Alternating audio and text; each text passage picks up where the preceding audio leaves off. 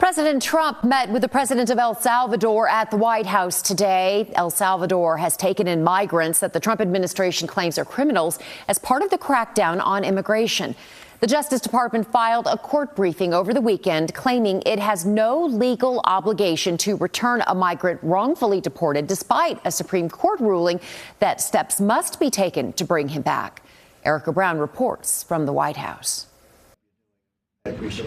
During an Oval Office meeting Monday, President Trump thanked the President of El Salvador for helping with his administration's mass deportation efforts. We have millions of people that should not be in this country that are dangerous. The visit comes one day after the U.S. sent 10 more migrants who the White House accused of being gang members to a notorious prison in El Salvador.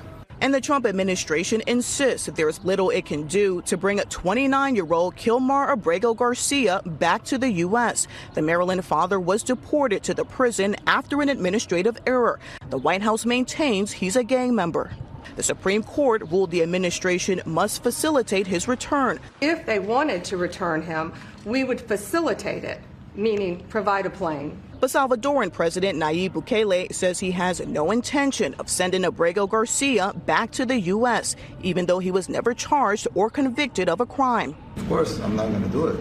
It's like, the question is preposterous. How can I smuggle a terrorist into the United States? During the meeting, President Trump also said he'll explore legal avenues to potentially deport U.S. citizens to El Salvador if they commit crimes. If we can do that, that's good. And I'm talking about violent people. I'm talking about really bad people. As the administration's immigration crackdown faces more legal challenges, a federal judge in Vermont Monday considered whether to release a Tufts University student detained by ICE and accused of engaging in activities in support of Hamas. Rumeysa Ozturk says her arrest violates her free speech rights. Erica Brown, CBS News, the White House.